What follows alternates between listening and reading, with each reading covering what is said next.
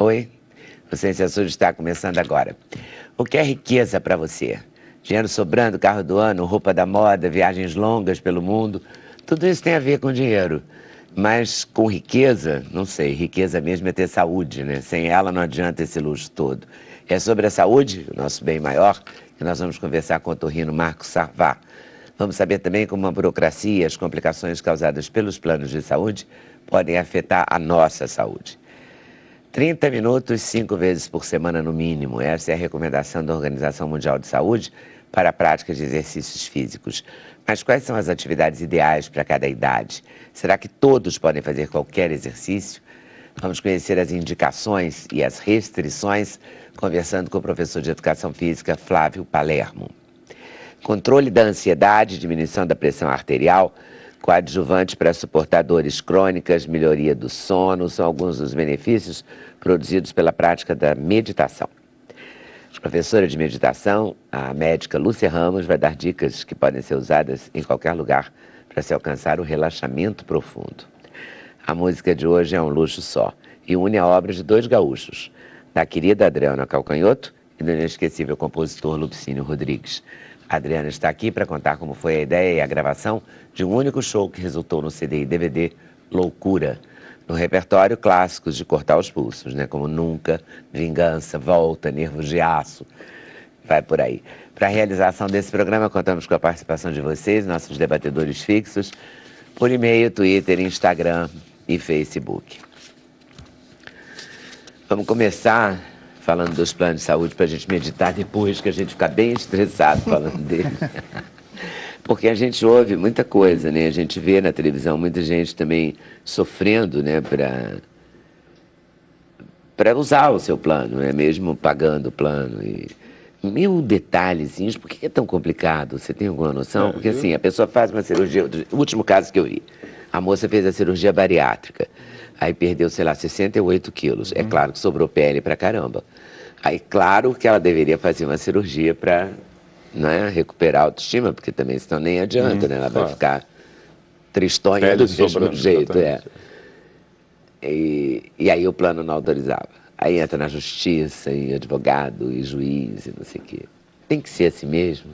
Existem duas formas de ver isso, né? Uma forma assim mais otimista, que é dizer que não, são questões financeiras, né? Que o plano, a conta tem que fechar, né? E que talvez o plano real tivesse que ser muito mais caro. Esse plano que as pessoas queriam, que cobre tudo com facilidade, com acolhimento, que é a coisa que as pessoas talvez menos sintam, né? Eu estou doente, estou frágil e não sou acolhido. Eu sou pelo contrário, eu sou, nesse momento, eu sou bem acolhido na hora de pagar, na hora de receber, as pessoas talvez não se sintam, né? Não se sentem, com certeza. Não se sentem, com certeza, né? Embora a pesquisa levantada aí pela ANS fale em 75% de satisfação com o plano. Mas que seja, né? E talvez 75% que usem menos, mas talvez os que usem mais, que estejam em situação mais frágil, ou em determinado tipo de procedimento se sintam mais sofridos, né? É outra questão que realmente dá uma certa amargura de ver um sistema que poderia ser bom, né? Um sistema bem organizado, ele pode ser acolhedor, né? Mas o que existe, a gente sabe de médicos que trabalham dentro dos planos, a gente sabe das histórias, né, de anos, décadas que eu penso nesse assunto, né, tanto no SUS de um lado, quanto o plano de saúde de outro, que deveriam ser coadjuvantes da mesma saúde, é a questão da torneira, essa técnica da torneira. As torneiras não podem ficar abertas, ou seja, nós temos que ter fila na torneira. A água existe na caixa d'água, ou seja, o plano de saúde tem, ele recebe, mas na hora de dar, ele tem que criar dificuldade. É uma técnica assim que chega a me dar arrepio se isso acontece de fato, e me parece que aconteça. 100 pedidos, nega. Dos 100, nem todos voltam. Alguns, será que é tão necessário o pedido do exame? Será que esse exame realmente é necessário? Será que o paciente tem uma alternativa? Né? É complicada essa jogada. O fato é que muitos pacientes não voltam, né? Eles não insistem, nem todos vão para a área judicial. O que fazem os que não vão para o judiciário? Eles aceitam. E, de certa forma, fica um sistema um pouco injusto, né, para as pessoas que sabem reivindicar mais, a gente sabe disso, eles conseguem as coisas, e os que não conseguem reivindicar, não conseguem, né? E nisso tudo está no meio um médico, que é um problema sério que o médico passa nisso, porque o médico é credenciado. O que significa ser credenciado num sistema desse? Doutor, não gostei do que o senhor fez, eu posso lhe descredenciar. O médico sabe disso desde que entra para o sistema. Então, é um sistema que é montado em cima de uma pessoa que é o, digamos, o intermediário, né? Eu sou credenciado e o paciente vem a mim por aquele plano. Nós temos uma pessoa jurídica no meio, que é o plano, que diz sim ou não, e o paciente às vezes tem a impressão de que eu tenho autonomia, que eu vou realmente poder brigar por tudo que ele quer. Né? Ou seja, eu vou atrás, mas se eu for muito atrás, pode ser que eu não volte. Ou seja, isso já aconteceu comigo. Isso foi um dos motivos para eu sair dos planos, de todos os planos praticamente que eu pude sair, eu saí, que eu realmente fui chamado uma vez no plano para dizer, olha, nós queremos mudar o sistema de plano, vamos para o plano especial, agora vamos para esse plano daqui. Você pode escolher. Eu disse, não, eu prefiro ficar do jeito que eu estou, aqui o sistema de pagamento, etc. Eu cheguei no consultório e tinha uma carta me descredenciando. Ou seja, na verdade, não existe uma relação muito boa. E o paciente, às vezes, tem a impressão, né, isso é uma coisa que talvez as pessoas não vejam, de que o médico é o médico mesmo. Ou seja, ele está ali limpo em relação àquilo. Ele sofre pressões, para autorizar um procedimento é um drama. Né? Isso eu brinco com os pacientes hoje, né, em termos, eu digo, olha, operar está mais fácil do que marcar uma cirurgia. Porque é um tal de óbices, né, de obstáculos e de relatórios e de questões, né, ao ponto de perguntarem, às vezes ligam eventualmente ou pedem, nos mantém afastados, a gente não tem acesso ao plano, por vezes. É o paciente que tem, vocês têm que ter situações complicadas. E às vezes eles perguntam se eu preciso mesmo daquele equipamento. Como assim? Se eu pedir é porque eu preciso. Mas o senhor pode trabalhar sem ele? Bem, eu poderia trabalhar sem ele, mas eu já acho que é muito melhor e mais seguro trabalhar com tal equipamento. Isso é uma outra coisa que sofre. E aí eu até entendo o lado dos planos. Né? As pessoas querem melhor assistência, não querem? Só que essa maior assistência, cada vez cresce mais o custo. Né? Os equipamentos novos que surgem, as novas técnicas. São muito caros. E a gente quer que o plano mantenha o custo. Isso é real? Mas onde é que está isto colocado na mesa de forma clara? Né? O quanto que isso repercute? As pessoas têm suspeitas. Quer dizer, o plano... E eu tenho um pouco de... Eu realmente me sinto muito desconfortável quando eu vejo um plano de saúde com certas práticas de propaganda e de investimento em marketing assim meio exuberante demais, né? Quer dizer, as pessoas têm que entender que certas práticas de propaganda meio exagerada, na verdade, estão sendo tiradas de um pagamento que podia ser melhor para ele atender melhor. Que é o acolhimento melhor, que é um telemarketing mais eficaz, que é um retorno, a pessoa liga, não recebe ligação de volta, a pessoa manda um documento, não recebe. É tudo isso que bate, que é o que as pessoas em geral dizem, pelo menos eu vejo nos meus pacientes e muitas vezes acontecem com todos nós. Né? E isso poderia melhorar, não me parece impossível que isso melhore, né? Porque as pessoas precisam realmente se manifestar, né? E essa manifestação é que muda o sistema, né? A gente vê isso em tudo hoje, né? E isso me parece vital para o sistema continuar, porque senão acaba tendo uma desmotivação. Eu fico muito triste quando a gente ouve uma frase, que todos vocês já devem ter ouvido, né, que não tem sentido existir, quando fala assim, ele é médico de convênio. Essa frase é fatal. Todo mundo já falou isso, pelo menos você. E falam bem ou falam mal? Falam mal. Mal. É depreciativo. E por que é depreciativo? Né? Quer dizer, é depreciativo aquele médico que te atende por uma combinação... Eu vou fazer o advogado do diabo, tá? Faça.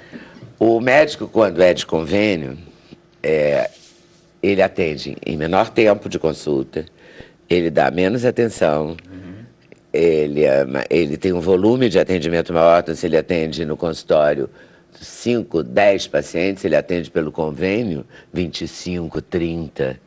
Pois é. E como é que pode Aí ser a bom qualidade isso? desse atendimento piora. Piora de um bairro para o outro, no Rio de Janeiro, da Zona Norte para a Zona Sul, o mesmo médico. Tem uma diferença de quase 50% no preço da consulta. Quer dizer, são várias relações. O plano reage, eu não estou defendendo o plano e jamais defenderei os planos, ok? Mas, e até porque eu os uso, sei muito bem quanto custa usar.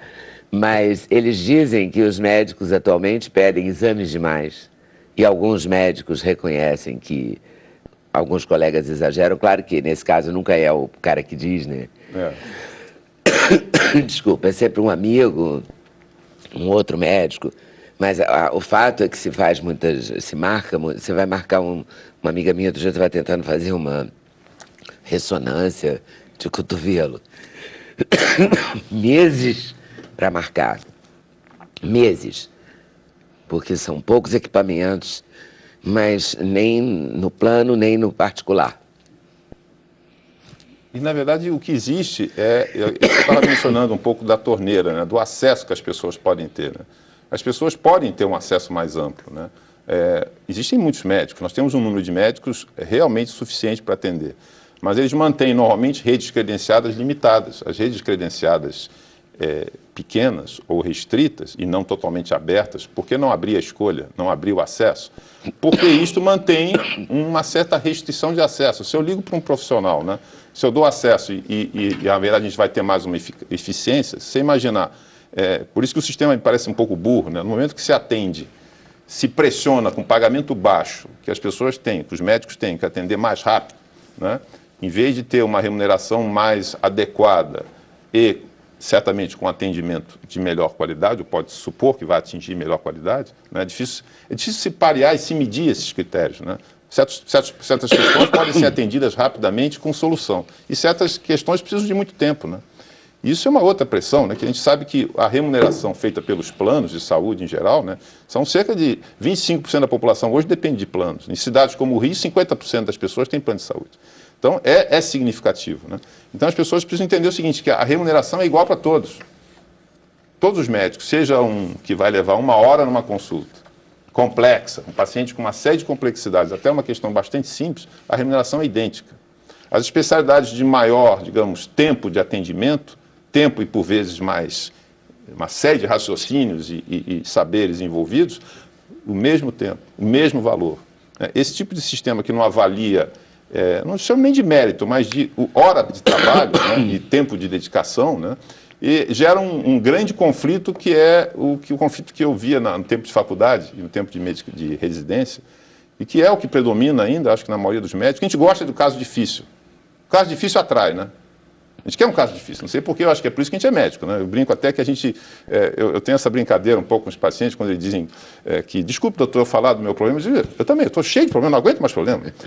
Não, mas eu adoro problemas, eu gosto de ver os problemas deles, quer dizer, eu me meter na vida dos outros é uma coisa interessante, né? A gente gosta, por isso. E eu até brinco, eu não gosto de gente saudável me dá nervoso, né? Me permitam aqui os dois, quer dizer, eu quero gente doente, porque é aquilo que me instiga a resolver. Só que isto num sistema em que o recebimento de honorários é idêntico para um caso complexo e um caso simples, que mercado é esse que está se estabelecendo? Quer dizer, você está gerando um desestímulo às especialidades mais complexas, né? De especialidades de críticas, com situações críticas, né? E haja vocação para enfrentar isso, né? Você vai ter os profissionais, vamos imaginar ao longo do tempo, os profissionais mais exigidos na sua prática, vão ter uma remuneração muito menor do que os menos exigidos. A hora de trabalho dele é menos remunerado. E aquele que investe mais na sua formação, aquele que não para de estudar, não para de fazer curso, ele quando faz o curso não está trabalhando. Ele não está liberado de si mesmo, ele está pagando as suas contas igual e está reinvestindo. E isto o sistema não prevê, né? Quer dizer, eu fico imaginando onde é que nós vamos chegar, né? O desestímulo ao mérito, a diferenciação por formação, né? Essas dificuldades burocráticas. Se eu vejo um paciente, para ser sincero, eu me mantenho assim com tento manter uma autocrítica muito grande, mas chega a um ponto que você diz assim, não, olha que sentimento horrível que pode passar, esse paciente não me compensa tratar. Pode existir isso na cabeça do médico? Não deveria. Não deveria, mas chega a um ponto que não é o paciente que causa isso, é um sistema que te penaliza, te gera, aquilo que eu estou dizendo, quer dizer, é mais complicado programar uma cirurgia, um atendimento, do que fazê-lo. Né? O que é a contradição das contradições. Contradição, né? Eu digo porque isso. Porque a cirurgia deveria ser o ato mais complexo e mais difícil. E vem situações... E tem uma situação burocrática também que cabe ao médico, né? Mas aí você tem que autorizar de acordo com colocar uma doença que seja compatível com aquele exame. Piorar um pouquinho o quadro para o plano aceitar o exame. E tem uma porção de coisas. Quer falar alguma coisa, doutora Lúcia? Fique à vontade. É verdade. A senhora trabalha com a rede pública, né? Eu trabalho na rede pública, eu sou pediatra, sou uma das espécies em extinção, né? Exatamente. Pois me disseram que os pediatras e os obstetras, né? Por quê? Por isso, né? E sou professora, né? Eu sou professora universitária. E eu vejo isso que o colega está falando, o desestímulo entre os mais jovens, os estudantes, né? Com relação a abraçar algumas especialidades. A gente nota Já isso. sente isso hoje. Sim, isso é nítido. Eu dou aula há 20 anos. Uma médica me disse outro dia que os pediatras estão em franca extinção. Especialidade muito trabalhosa, né? Nós trabalhamos com emergência a maior parte do tempo, com intercorrências, né? A qualquer hora do dia ou da noite, uma disponibilidade grande, porque as famílias precisam. E o que eu vejo, né? Os planos de saúde, eles credenciam tão poucos pediatras que mesmo as mães que têm bebês, né, que precisam de consulta, elas estão conseguindo marcar consulta nos planos, as crianças já estão com 3, 4 meses. Quando, na verdade, a gente sabe que no primeiro ano de vida, as crianças devem ser acompanhadas. Primeira consulta no 8º dia, 10º de nascimento, e depois mês a mês. Elas estão com dificuldade de conseguir uma consulta, mesmo nos planos. Tem poucos pediatras credenciados. E existem questões, por exemplo, que as pessoas não sabem disso, né? Predominou no Brasil a ideia do plano que cobre tudo, né? Quando, na verdade, por que eu preciso ter um plano de saúde? Eu preciso ter um plano de saúde para cobrir o quê? Uma consulta? Um exame? Eu preciso da internação, a internação de alto custo, né? Essa é a realidade, né? Então, existiam, né, ou ainda existe de forma muito minoritária e praticamente não existe mais no mercado, o plano hospitalar, exclusivamente hospitalar. Ou seja, vamos imaginar um custo, né? Uma pessoa idosa tem um custo mensal de plano de saúde aí de R$1.000, R$1.500, R$2.000. O plano hospitalar, né, por cálculos... Dependendo do plano, muito mais. Muito mais, exatamente. Estou dando uma ideia de R$2.000 uma pessoa idosa. O plano hospitalar correspondente a ela seria R$1.000, R$1.100. Ela teria uma economia de R$900 por mês, vamos imaginar, assim, por baixo, que ela poderia gastar com o quê? Um remédio. Remédio. Porque ela vai tomar mais remédio com que uma pessoa de 30 anos. Uma consulta eventual, um exame. Ela teria um caixa anual e poderia até, se for saudável, se tiver sorte de passar saudável, pode até gastar numa viagem, digamos, que ainda vai melhorar a saúde dela, ainda mais por outro aspecto. Mas isto não é estimulado. Nós todos temos, as pessoas têm uma cultura de um plano que cubra tudo. Só que esse plano que cobre tudo, nenhum plano cobre tudo, né? Eles têm restrições contratuais e as pessoas vão aí para o judiciário. E, por vezes, o judiciário entende que o plano tem que cobrir tudo, porque ou a propaganda dele disse isso, ou não ficou claro no contrato, isso gera ônus. Então, o que o plano faz? Nivela todo mundo por cima. Nivela todo mundo. E hoje você não tem então, praticamente... Paga a mais do que deveria pagar. Exatamente. Então, é um jogo de interesses... Mas é um jogo financeiro, essa que é a verdade, né? Exatamente. E nós tínhamos que optar por uma articulação financeira mais inteligente. Por exemplo, os planos de coparticipação, em que a pessoa, a cada evento que use, paga.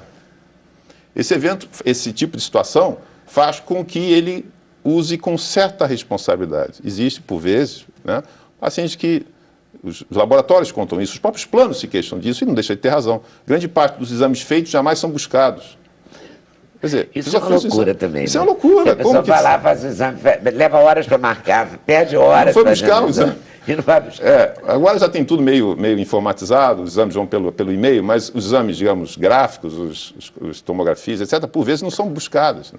Então, isso gera... E a coparticipação significa, você gastou R$1.000 numa tomografia, você paga R$100. E isso pode ser posto... mas então o paciente que estiver muito doente vai estar sendo punido. Eu digo, não. Você pode, nos pacientes em determinadas condições crônicas ou agravadas, isentar ou minorar esse fator de participação e deixar isso para uma clientela, de repente, de uma certa faixa etária. Isso reduz o custo e melhora a participação do entendimento do sistema. Mas agora os planos estão optando por isso, pela coparticipação. Não tem mais plano novo, individual. Isso. Puro e simples, que você jogam paga o plano. Os coletivos. Nós temos hoje só 20% dos planos são as pessoas ou famílias que vão na operadora. Os 80% das pessoas, ou seja, 40 milhões de pessoas, são feitos planos coletivos, que são regrados de forma diferente. São perigosos, porque eles não seguem a legislação da ANS. A legislação protege os planos individuais. Protege os planos individuais. Então, se você aceita fazer um plano coletivo, que você inicialmente paga menos, e você vai pagar menos por um ano.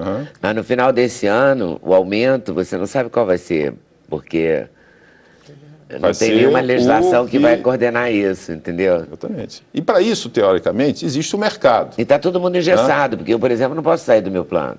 Eu e milhares de pessoas, não estou falando eu.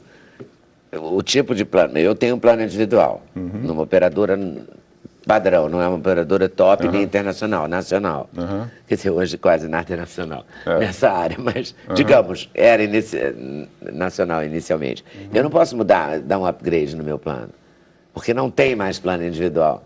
Exatamente. Só se eu fizer o coparticipativo. Então a gente fica também engessado do lado de cá, o paciente. Não é? possível paciente. Existe você paga o plano para isso, né? Para não se desesperar na hora que você existe a situação do desespero, é especificamente na emergência. Então, se você tem um sistema...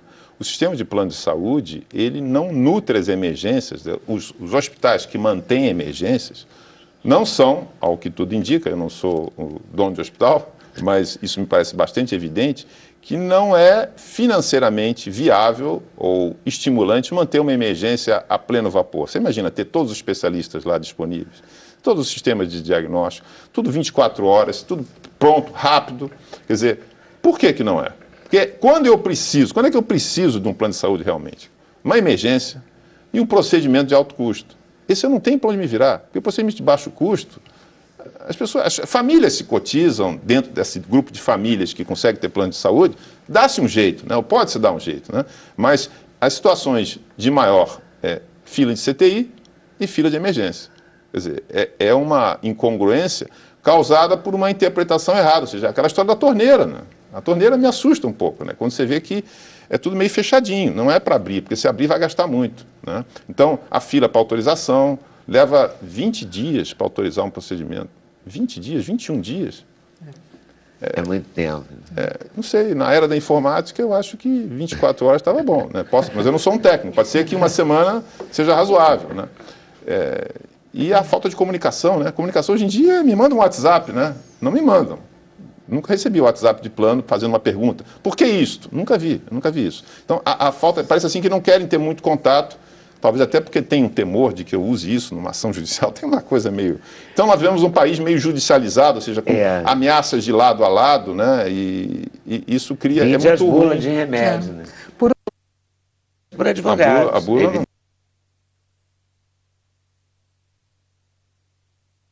É assustador, não dá vontade de tomar nada, né? Quer dizer, não é que eu tenha vontade de tomar remédio, mas o médico te passa e você tem medo. Você lê aquilo e fala, meu Deus, vou ficar muito pior. O que eu queria dizer, eu acho que é muito importante, eu sou muito otimista sobre esse sistema. Jura? Né? Sou muito otimista. Eu tenho um paciente francês que é muito engraçado, eu me queixo de mil coisas que a gente vê à volta, não vou nem entrar em tudo, que é tanta coisa, né? E diz assim, calma, daqui a 150 anos o Brasil vai estar ótimo. É verdade, nós estamos num país em evolução. Então, eu acho que o sistema privado puro é ruim, o sistema público sozinho é uma droga, eu acho que a gente tem que ter a competição dos sistemas. Agora, tem que ter a fiscalização, né? E a fiscalização, nós temos aí a ANS, que faz um trabalho interessante nos últimos anos, realmente vem, mas é todo um aprendizado, né? De como fazer com que... Como abordar isso. E a gente sabe, infelizmente, que tem gente que não quer plano de saúde. Ideologicamente, tem correntes que dizem abertamente que os planos de saúde nascem do desvio de verba do setor público. Por quê? As pessoas não têm isenção de imposto de renda por aplicar no plano, as empresas não são isentas de imposto de renda quando pagam plano para os seus pacientes, seus funcionários. Logo, em vez de se dar o dinheiro para o governo, está se aplicando no setor privado. É uma forma ideológica de ver a coisa, que na verdade nós estamos querendo dar agilidade, pronto atendimento, e se acaba não tendo isso, então para que isso tudo, né? Então a gente tem que realmente pensar numa lógica, eu acho que o sistema tem tudo para funcionar, eu gosto da coisa múltipla, eu acho que funciona, a gente sabe disso, né? E com a era que nós vivemos hoje, as pessoas conseguem se integrar muito bem, está muito fácil de se integrar, eu acho que a gente vai chegar num plano bom. Mas os pacientes tinham que estar mais acordados para essas questões. Anos. Não, eu sou otimista. Ele fala isso só para me provocar, né? Porque a França, há 200 e poucos anos, estava decapitando a oposição, né? Não que eu esteja sugerindo nada nesse sentido agora, mas que aconteceu isso há 200 e poucos anos na França, eles estavam lá decapitando na guilhotina. Então, hoje, num país que eu acho que está numa condição bastante interessante. Mas eu acho que... Como diria Lulu Santos, ainda vai levar um tempo. Bem menos do que isso, eu acho. Acho que a gente vai ver isso tudo, né? E na sua área, Lúcia, você está sendo otimista também? Olha, eu sou pediatra e eu tenho uma experiência interessante, porque eu sou pediatra da rede pública, né? Eu trabalho do Getúlio Vargas, na emergência do Getúlio Vargas, na emergência pediátrica. E o que é um movimento muito grande, uma demanda muito grande. Aquela região, nós somos o único hospital da região com uma equipe de pediatras, que são 4 pediatras de dia e 4 à noite. Né? Nossa, no deve ser hiper solicitado. Muito. As filas podem ser gigantescas. Mas o que a gente observa? Muitas vezes chegam famílias dizendo assim, olha só, doutora, eu tenho plano, mas eu vim aqui. Por quê? Porque em 2 horas a gente consegue, por exemplo, avaliar uma criança por exemplo, uma suspeita de abdômen agudo, uma apendicite, em 2 horas eu consigo hemograma, eu consigo raio-x, eu consigo ultrassonografia e eu consigo tomógrafo, se não tiver nada quebrado. Né? Claro. E aí, muitas vezes está... E aí, em 2, 3 horas,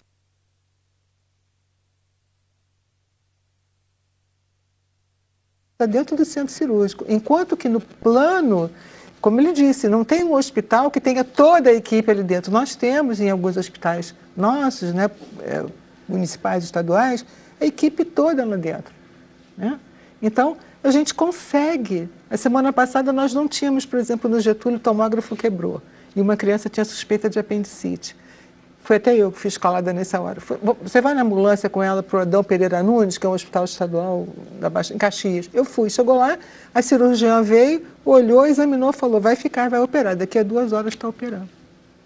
Então, assim, é complexo isso, é muito complexo. Não, né? vai levar muitas e muitas mesas e discussões. Mas eu gosto muito de preciso... ver o sistema público quando ele funciona, Claro. porque atinge uma massa bastante grande. E os médicos pessoas. que trabalham nesses hospitais têm uma experiência fantástica. Pessoas com muita experiência também. Porque... E que quando vão para a rede privada mais tarde, ou em algum momento, mesmo que seja paralelo, né, mostram essa sabedoria. É onde a maior parte das pessoas recebem treinamento em serviço, né, as residências. Porque, imagina, a pessoa tem... Quantos casos você vê? Milhares, o dia inteiro, a noite inteira. Milhares deles. E... Temos os gargalos terríveis, como o CTI, que não é só privado, o público também, né, dificuldade... E não é só aqui, é no Brasil inteiro. E sem querer, eu acho que a gente não pode ser corporativista. Eu tenho um certo horror à palavra corporativismo, porque a gente tem que lavar a roupa mesmo, né? Ao mesmo tempo tem muita coisa boa acontecendo. Então, às vezes parece que quem está criticando está querendo demolir. Não, só quero que melhore, né? Eu acho que o sistema privado nosso é bom, pode melhorar muito em uma opção de aspectos, as pessoas têm que ter um atendimento de primeira, porque naquele momento está frágil, né? O setor público tem que melhorar muito para melhorar. Eu estou lá no hospital da Unirio, o Hospital Gafreguini, e tem uma série de problemas. A gente vê, o que mais me assusta, a gente tem gente muito boa ali, e está sendo desperdiçada por um sistema mal organizado. Né? Isso é de uma... eu conheço colegas, certamente conheço colegas brilhantes aqui no Rio de Janeiro e certamente no Brasil todo, pessoas brilhantes que estão subutilizadas pelo sistema. Pessoas podem estar no hospital do mundo, né? Estão subutilizadas pelo um procedimento que é para levar um sistema de funcionar em 2 horas, leva 4 horas para funcionar. Quer dizer, você desperdiça 2 horas daquele sujeito parado. Né? Quer dizer, isso é um desperdício muito grande. A gente tem que agilizar, porque tem gente lá fora na fila passando mal, né? E isso não pode acontecer. Eu sou otimista por isso. Eu acho que a gente não precisa ter uma crise, né? Eu tenho um pouco de... Quando as pessoas dizem que não, tem que morrer uma... Sabe aquela coisa que me assusta?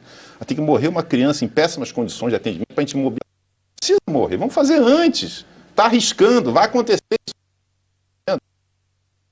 São epidemias que aconteçam.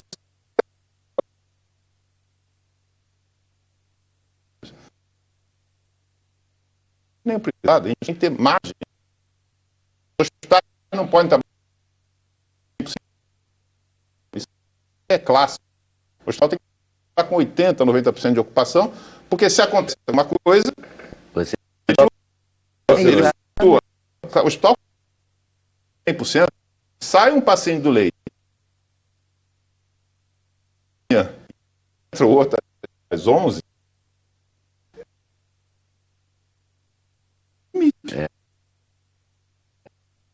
que é coisa tu não